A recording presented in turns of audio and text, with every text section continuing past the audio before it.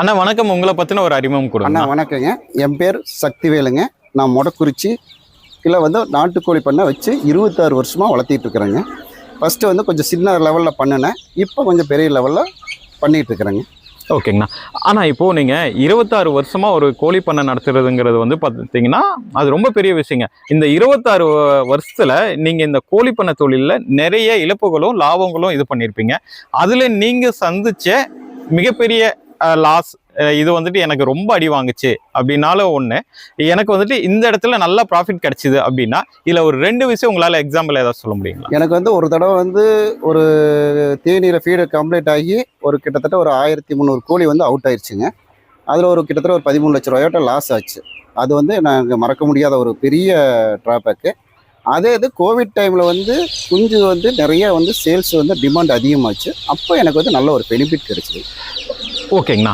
ஆனால் நீங்கள் சொல்கிறது பார்த்தீங்கன்னா இப்போது தீவனத்தில் மூலமாக வந்துட்டு உங்களுக்கு பெரிய அடி வாங்குச்சுன்னு சொன்னீங்க. ஒரு பண்ணையாளர் ஒரு பண்ணையை மெயின்டைன் பண்ணணுன்னா என்னெல்லாம் அவங்க கவனத்தில் வச்சுக்கணுங்க? அது வந்து பேரண்ட் ஃபார்ம் வச்சுருக்கிறவங்க வந்து கம்பல்சரி வந்து கம்பெனி ஃபீடு போடுறதா பெஸ்ட்டுங்க. அது வந்து நல்லா நாம் செலக்ட் பண்ணி போடணும். ஒன்று கம்பெனி செலக்ட் பண்ணி நல்லா குவாலிட்டியாக இருக்கிற ஃபீடாக வாங்கி நம்ம போட்டோம்னா பேரண்ட் ஃபார்ம் வந்து காப்பாற்றுறது பெஸ்ட்டுங்க. நான் வந்து எல்லாமே ஆர்கானிக் பண்ணிகிட்டு இருக்கிறதுனால நான் வந்து கொஞ்சம் முதல்ல ஓன் ஃபீடு போட்டதுனால அது கொஞ்சம் ட்ராபேக் ஆகிடுச்சு. இப்போ வந்து நான் கம்பெனி ஃபீடு போடுறதுனால கொஞ்சம் நல்லா எனக்கு பிரச்சனை இல்லைங்க. ஓகேங்கண்ணா. ஆனால் அந்த கம்பெனி ஃபீடில் என்னெல்லாம் வந்துட்டு மிக்சிங்கில் உங்களுக்கு கிடைக்குதுங்க? நான் வந்து லேயர் மாஸ் தான் போடுறேங்க. அதில் வந்து சோயா உங்களுக்கு முட்டை கால்சியம் எல்லாமே கிடைக்கும். தானியங்கள் எல்லாமே கலந்து அதனால முட்டையோட சைஸ் வந்து நார்மலாக 60 to 70 கிராம் வந்து கிடைக்குது. ஓகே. ஆனால் இப்போ பார்த்தீங்கன்னா நம்ம நிறைய இடத்துல பார்த்தீங்கன்னா பெருவடை கோழி வளர்த்திட்டு இருக்காங்க. அது பார்த்தீங்கன்னா நிறைய நம்ம மேய்ச்சல் முறையில் தென்னந்தோப்புக்குள்ள அந்த மாதிரி தான் வளர்த்துறாங்க. நீங்கள் வந்துட்டு டிஃப்ரெண்ட்டாக வளர்த்திட்டு இருக்கீங்க இல்லைங்களா? இது என்ன முறையில் வந்து பண்ணுறோம்? ஏன் இந்த மாதிரி முறைக்கு வந்து நீங்கள் மாறினீங்கன்னா? ஆனால் ஒன்று பெருவடை சேவல் வந்து உங்களுக்கு ஒரு குறிப்பிட்ட ஒரு 5 சேவல் 6 சேவலுக்கு மேலே போயிட்டாவே எல்லாம் கொத்திக்க ஆரம்பிச்சிருங்க. அதில் ஒன்று வந்து கொஞ்சம் கை ஸ்பீடாக இருந்ததுன்னா மித்த சேவல்களை அடித்து கொண்டுருங்க. ஒன்று. ரெண்டாவது வந்து கோழிகள் அதிகமாக நம்மளுக்கு வந்து நேச்சர் மேட்டிக் கொண்டிங்கன்னா குப்பையான இந்த முட்டை விடுறது அதிகமாக இருங்க. ரிசல்ட்டு நல்லா இருக்காது. அதனால் ஏஐ பண்ணி நம்ம பண்ணுறது வந்து பெஸ்ட்டாக தெரியுது. ஓகேங்கண்ணா. இப்போது ஏஐ பண்ணி நீங்கள் முட்டை எடுக்கிறேன்னு சொல்கிறீங்க இல்லைங்களா? இப்போது நான் மேய்ச்சல் முறையில் வர முட்டைங்களுக்கும் ஏஐ மூலமாக வர முட்டைகளும் பொறிக்குது அப்படின்னா அந்த குஞ்சில் ஏதாச்சும் டிஃப்ரெண்ட் இருக்குங்க? எதுவுமே இருக்காதுங்க. எல்லாமே நேச்சுரலில் தாங்க. இப்போ வந்து ஏஐ பண்ணினாலும் நாட்டுக்கோழி தான், நேச்சர் மேட்டிங் போனாலும் நாட்டுக்கோழி தான். அதில் வந்து எந்த டிஃப்ரெண்ட்டும் இல்லை. சம்மன் வந்து இயற்கை முறையில் வந்து நம்ம மேட்டிங் ஆகிறதுக்கு பதிலாக செயற்கை முறையில் நம்ம எடுத்து இது பண்ணுறோம். அவ்வளோதான். ஓகேங்கண்ணா. இப்போ சம்மன் எடுத்து பண்ணுறீங்கன்னா இப்போ ஒரு டைம் சம்மன் எடுத்தீங்கன்னா அது எவ்வளோ கோழிங்களுக்கு வந்துட்டு யூஸ் பண்ணுவீங்க? அந்த மாதிரி எவ்வளோ நாளைக்கு ஒரு டைம் எடுக்கணும் அந்த மாதிரி ஏதாச்சும் உங்களுக்கு இருக்குங்க? நேச்சுரல் மேட்டிங் போச்சுங்கன்னா ஒரு சேவலுடைய சம்மன் வந்து ஒரு கோழிக்கு மட்டும்தான் அது யூஸ் ஆகுங்க. மீதிக்கு வந்து வேஸ்டேஜ் ஆகிரும். அதாவது 0.5 ml மேலே அந்த எந்த கோழியாக இருந்தாலும் உள்ளே அப்செட் பண்ணாதுங்க. வெளியில் இதாகிரும், ரிமூவ் ஆகிரும். ஆனால் அதே இது நம்ம ஏஐ பண்ணணும்னா ஒரு சேவலுடைய சம்மன் வந்து ஒரு 5 வடையிலிருந்து 10 வரைக்கும் நம்ம யூஸ் பண்ணலாம். ஓகேங்கண்ணா. இதில் அந்த முட்டை இடுற குவான்டிட்டி இருக்கு இல்லைங்களா? ஒரு டைம் வந்துட்டு முட்டை விட்டுதுன்னா இப்போ பெருவடைனா ஒரு 12 முட்டை அதிகபட்சம் சொல்லுவோம். இந்த மாதிரி பண்ணுறப்போ அந்த முட்டையோட எண்ணிக்கை கூடவோ குறையவோ வாய்ப்பு இருக்கு இல்லைங்க? பெருவடை கோழினா எத்தனை முட்டையோ அத்தனை மட்டும் தான் வரும். 8 தான் வரும். பெருவடை பியூருக்கெல்லாம் வந்து 8, 9 இதுக்கு மேலே வராது. 8, 9 இதுக்கு மேலே வராது. பொறிப்பு திறன் எப்படி இருக்குங்க? பொறிப்பு திறன் வந்து வெய்ய காலம் அப்படின்னா கொஞ்சம் கம்மியாக இருக்கும். பனிகாலம் குளிர்காலம் அப்படின்னா கொஞ்சம் ரிசல்ட் நல்லா இருக்கும். ஓகேங்கண்ணா. ஆனால் இப்போ நான் உங்ககிட்ட வந்துட்டு கோழி குஞ்சு வாங்க வரேன் அப்படின்னா எனக்கு வந்துட்டு ஒரு சில டவுட் இருக்கும் இல்லைங்களா? நான் வந்துட்டு இந்த கோழி குஞ்சு வாங்கிட்டு போகிறேன், இந்த மாதிரி வச்சு வாங்கிட்டு போகிறேன் அப்படின்னா இது வந்துட்டு கிராஸ் கோழியாக இருக்குமா அப்படின்னு நினைக்கிறவங்களுக்கு நீங்கள் எந்த மாதிரி வந்துட்டு இல்லை அப்படிங்கிறத சொல்கிறீங்க? நம்ம பெருவடை குஞ்சு அப்படின்னாவே அதனுடைய காலு அந்த உடம்பு வாகு இதெல்லாமே வந்து டிஃப்ரெண்ட் தெரியுங்க. கிராஸ் குஞ்சு அப்படின்னாவே அதனுடைய உடம்பு வாகு வந்து புசுன்னு தெரியும். ஒரிஜினல் பெருவடை அப்படின்னாவே அது குஞ்சே வந்து நல்லா டைட்டா இருக்குங்க. அந்த உடல் வாக்கு அதுலயே தெரிஞ்சுக்கலாங்க. ஓகேங்கண்ணா. ஆனால் இப்போ உங்ககிட்ட ஒரு கோழி குஞ்சு நான் ஒரு நாள் குஞ்சு வாங்குறேன் அப்படின்னா எனக்கு ஒரு 6 மாசத்துல அது எவ்வளவு வெயிட் கெயின் கொண்டு வரும்? மேக்சிமம் எவ்வளவு வெயிட் வந்துட்டு? ஆனால் எங்கிட்ட வாங்குற கோழி குஞ்சு வந்து 3.5 மாசம் அப்படின்னாவே சேவல் வந்து 1.25 கிலோ வெயிட் வந்துருக்குன்னா விடை வந்து 1.5 to 1.600 வரைக்கும் வெயிட் வருங்க. ஓகேங்கண்ணா. ஆனா இப்போ நான் உங்ககிட்ட வந்து ஒரு 100 குஞ்சு வாங்கிட்டு போறேன்னு வச்சுக்கோங்க. இதை வந்துட்டு இதுவரையிலும் உங்ககிட்ட வாங்கிட்டு போனவங்கன்னு வச்சுக்கோங்க. 100 குஞ்சு வாங்கிட்டு போறாங்கன்னா அவங்க எந்த அளவுக்கு இதுவரையில காப்பாற்றி கொண்டு வராங்கண்ணா? சேல் பொசிஷனுக்கு எப்படி கொண்டு வந்துருக்காங்க? அந்த மாதிரி ஏதாச்சும் உங்ககிட்ட பேசியிருக்காங்களா? நிறைய பேசியிருக்காங்க. இப்போ நம்ம சந்தைக்குள்ளேயே போச்சு அப்படின்னாலும் பண்ணையிலேயே நீங்கள் ஒரு பண்ணைக்குள்ளேயே விட்டு கம்பெனி ஃபீடே போட்டு வளர்த்துறீங்கனாலும் கோழி வந்து உங்களுக்கு குவாலிட்டி வந்து தெளிவாக இருக்குங்க. அதனால வந்து உங்களுக்கு வந்து சந்தைக்கு போனாலும் இது வந்து பண்ண கோழி அப்படின்னு சொல்லவே முடியாதுங்க. தெளிவாக நம்மளது குஞ்சு இருக்கு, தெளிவா வந்துடும். ஓகேங்கண்ணா.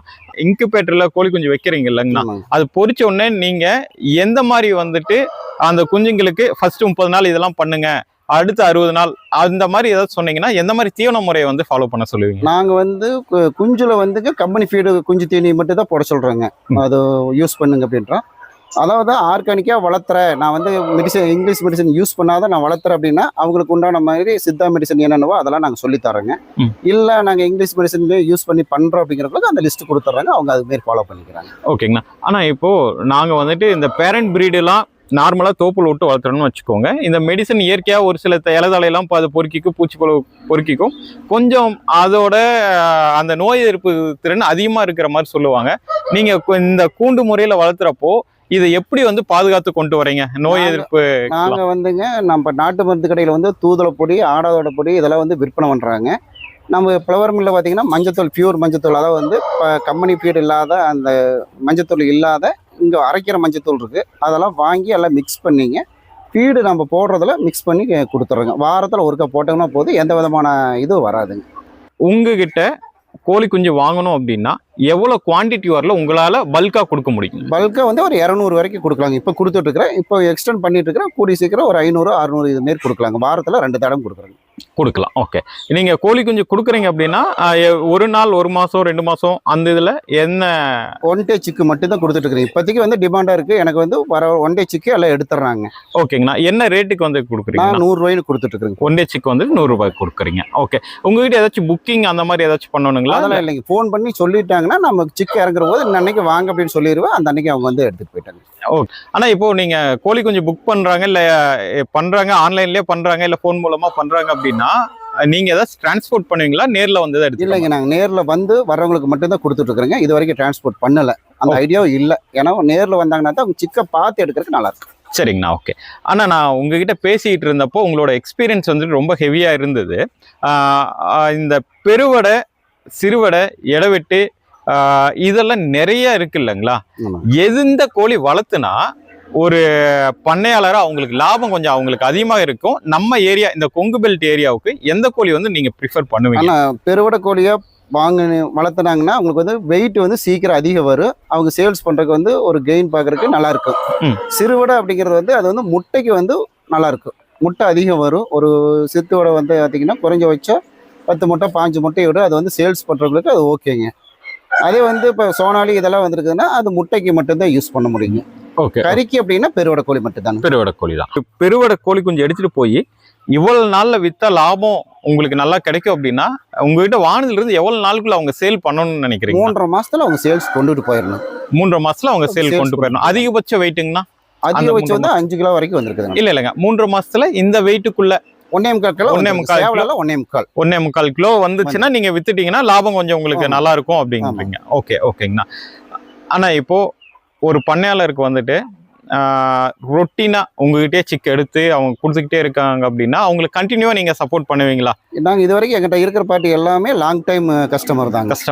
ஓகே. எங்கிட்ட சிக்கு இல்லைனாலும் வெளியில போய் எடுக்க மாட்டாங்க. ஓகேங்கண்ணா. எனக்காக கோவிட் டைம்ல எல்லாம் வந்து வெயிட் பண்ணவங்களா நிறைய இருக்கிறாங்க. ஓகே. ஆனா இப்போ இந்த பிசினஸ் எப்படி இருக்குங்க? நல்லா இருக்கு. மார்க்கெட் நல்லா இருக்கு. நல்லா இருக்கு. இது வந்து உங்களுக்கு ஒரு ஏடிஎம் மாரிங்க. நம்மளுக்கு எப்ப தேவையோ அப்ப வந்து பணம் கிடைக்கும். ஓகேங்கண்ணா. உங்ககிட்ட என்ன மாதிரி வெரைட்டி எல்லாம், என்ன கலர் எல்லாம் வந்துட்டு உங்களுக்கு கோழி குஞ்சு கிடைக்கும்? என்னோட எல்லா கலரும் இருக்குங்க. மல்டி கலர், என்ன கலர் வேணாலும், கலர் ப்ரிஃபர்டா வந்தாங்கன்னா எந்த கலர் வேணாலும் அவங்க எடுத்துக்கலாம். ஓகே. காலம் வந்து எல்லா காலையும் இருக்கு. வெய்ய காலம், மழை காலம், இதோட பராமரிப்பு எப்படி நீங்க பண்ணணும்? மழை காலத்துல வந்து அதிக சளி பிடிக்குங்க. அதே மாதிரி அதுக்கு வந்து தூதுளை, ஆடாதோட இதெல்லாம் கஷாயம் போட்டு கொடுத்தீங்கன்னா ஓரளவுக்கு முன்னாடியே முன்னெச்சரிக்கையா கொடுத்துடலாங்க. வெய்ய காலத்துல வந்து அம்மா வந்து வர அதிக சான்சஸ் உண்டு. அதுக்கு வந்து வேப்ப எண்ணெயும் மஞ்சத்தூளும் கலந்து எல்லா கோழி மேலே ஸ்ப்ரே பண்ணி விட்டுட்டீங்கன்னாவே அந்த அம்மா வர்றதை தடுத்துக்கலாங்க முன்னாடியே. ஓகேங்கண்ணா.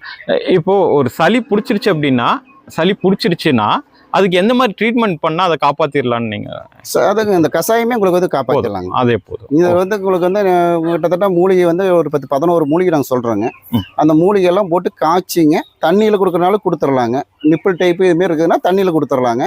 இல்லை நாங்கள் ஓப்பனில் விட்டு வளர்த்துறோம் அப்படிங்கிற மாரி இருக்குதுன்னா ஒவ்வொரு கோழி பிடிச்சி ஒரு 5 ml அதுக்கு பிடிச்சி ஊற்றி விட்டுட்டிங்கன்னா சடனாக ஒரு 2 daysல சளி இலக்கிடும். அது நாங்கள் அதுக்கு தான் என்னென்னா முன்னாடி வர்றதுக்கு முன்னாடியே வாரம் ஒருக்கா வந்து இந்த குப்பைமேனி தலை, வேப்பந்தலை இதெல்லாம் வந்து உள்ளே பொறிச்சு போட்டுருங்க. மாதம் ஒருக்கா வந்து பாவத்தலையெல்லாம் வந்து உள்ளே போடுங்க அப்படின்னு சொல்லி இயற்கையை வளர்த்துறவங்களுக்கு அதை நாங்கள் சொல்லிடுறோம், முதல்லயே சொல்லிடுறோம். ஓகேங்கண்ணா.